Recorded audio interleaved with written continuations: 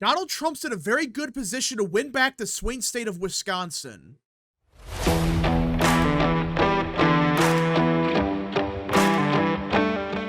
What is up, people of the internet? It is me, Real American, back again with a new video, and today we have to talk about the critical swing state of Wisconsin because of all the swing states we talked about, Pennsylvania, Georgia, Nevada, etc. It seems like Wisconsin's the one state that people kind of forget about. Like, yeah, it has 10 electoral votes, which compared to states like Pennsylvania, Georgia, hell, even Arizona and Michigan, it doesn't have the most electoral votes. But if Trump were to win Wisconsin, which I think he will as of now, his pathway to the presidency, I think, is secured because he's doing great in Nevada, doing great in Arizona. He's winning Georgia. And at that point, Trump just needs one more state. It doesn't matter if it's Michigan, Wisconsin, Pennsylvania. It doesn't really matter. He's got the presidency locked down at that point. But I really believe Wisconsin is the easiest for Trump to win. Now, before we look at the current state of polling in the state, I want to look at 2020. What happened in Wisconsin? Biden won the state by just over 20,000 votes. That's it. People make it sound like Biden won it by 130,000 votes. No, he won it by just 20,000 votes. That's it. I really don't get why people make it sound like Trump lost by so much in 2020. He didn't. In Wisconsin, he lost by just 20,000 votes. Arizona was by like 10,000 votes. Georgia, same thing. So he was just like 50,000 votes away from the presidency. So I don't get why people make it sound like it was such a huge defeat. It wasn't. It was a very close race. And Biden won Wisconsin by 20,000 votes. Compare that with Michigan, where Trump lost by over 150,000 votes, which is a 3-point defeat. Hell, Pennsylvania, Trump lost by just over a point, or just under 80,000 votes. Wisconsin, by far, compared to 2020, is the easiest state for Trump to win. I really believe that. Now, there's been some polling out there to suggest that, Trump is doing better in Michigan and Pennsylvania, but we'll get to that in a minute. There's really only one reason Biden won in 2020 in Wisconsin. Milwaukee. That's it. The only reason he won, of course, you could say Waukesha and Ozaki shifted Democrat, but turnout in Milwaukee was just crazy. Look at this. He won Milwaukee by over 180,000 votes. Compare that with Clinton back in 2016. Clinton won Milwaukee by just around 160,000 votes. And notice, Biden won Wisconsin by 20,000 votes. He got 20,000 more votes in Milwaukee than Clinton did. Just this one county, you can argue, gave Biden the state of Wisconsin. You can also say the same thing about Madison. Look at this. He won Madison by 80,000 votes in 2016. Clinton won Dane County by around 140,000 votes. 40,000 more votes than Clinton in Dane. That's how Biden won Wisconsin. He maxed out turnout in Madison, Milwaukee, and he did slightly better in Waukesha and Ozaki. I mean, look at Waukesha. Trump won it by just 50,000 votes. Back in 2016, Trump won it by around 70,000 votes. It's not that big of a swing, but that's why Trump lost Wisconsin. He did slightly worse in Waukesha, slightly worse in Ozaki, and yeah, he made up for it in Kenosha and kind of Racine, but what killed them was Madison and Milwaukee. And that's because every Democrat voted. This was the highest turnout you could possibly get. And guess what? Despite that, Biden barely won. He won by just over 20,000 votes. And that's with everything going perfectly. The stars align. He wins a swing county like Door County. He maxes out Dane County, maxes out Milwaukee, does way better in Waukesha, does way better in Ozaki. And he barely won. It was a very close race. Yeah, if turnout was slightly down in Madison and Milwaukee, you could argue Trump would have won Wisconsin, and actually by quite a bit. And that's why I really believe his victory in Wisconsin back in 2020 was a fluke. I should say a fluke, but I just don't see it happening again. I really don't. because his entire victory relied on maxed out turnout in Milwaukee and Madison. He got that back in 2020 because of COVID and other reasons, but now Democrats are not enthusiastic. They're not happy to vote for this guy. If they vote for him, it's mostly to stop the orange man. It's not like we love Biden, we support him. They really don't.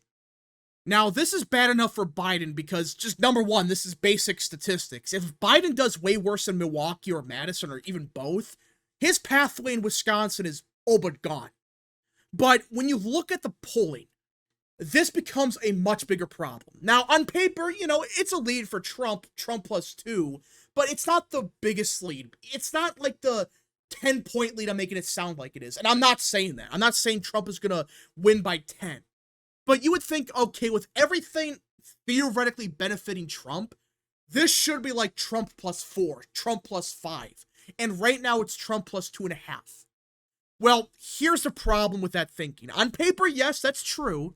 The problem is, this is Wisconsin. This is undoubtedly the state with the worst polling of all the swing states. All of them. Wisconsin has notoriously awful polling. Look back at 2020. Just look at this. The RCP average was Biden +6.7. It ended up being Biden +0.7.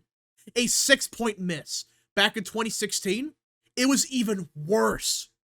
Clinton +6.5. Trump won it by almost a point. Yeah. So the same polls, at least the same average, they have Trump winning by 2.5. Yeah.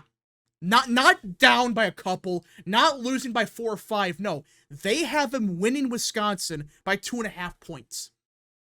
And when you factor in, oh wait, these same polls back in 2020 and 2016, they were off by 6 to 7 points.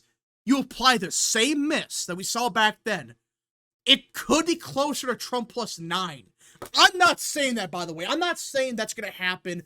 No one should expect that. But this is Wisconsin. This state has a notorious history of doing this crap. I mean, just go back to 2020 in July 12th. Let's see what it was. July 12th. Oh, yeah. Biden +6.5. 2016. Let's see what it was. July 12th. Oh, yeah. Clinton +7.5. That's an 8-point miss. At the same time, back in 2016, they had Clinton winning by 7.5 points. That is a horrific miss. But in my opinion, the most damning thing about the current state of polling is, right now, Trump has been leading for months now. He's been leading since February, all right? And his biggest lead beforehand was like Trump +2. And for a little bit there, it was tied. But since early February, late January, Trump was winning Wisconsin, according to RCP, by a couple points. It was tied for a little bit, but he was consistently leading. Before the debate, before the conviction, all of that. Go back to 2020.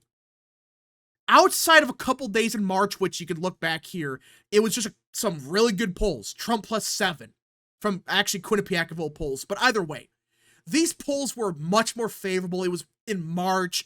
That was right before COVID. It's all of that. But 2016, look at this. Trump never led. But now, Trump is consistently leading. Not just for a day or two like in 2020, which you could argue that was a fluke. That was because of one insane poll, and that was it. No. Trump is leading consistently. And even look at the individual polls. That Bloomberg poll's garbage, by the way. What is this? Biden +3? Quinnipiac, Biden +6.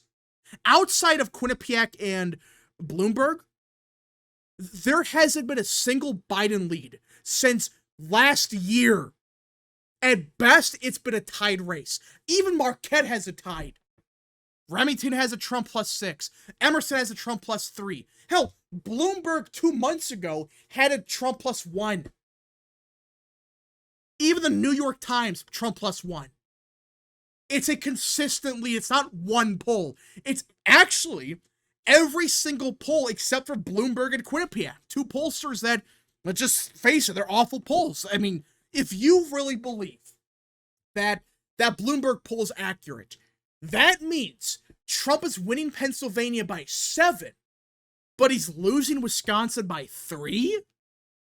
That's not going to happen. There's no way in hell that's even remotely possible. I should clarify, I guess it is possible, but it's so unlikely. It's like, just say that the poll's garbage and then ignore it.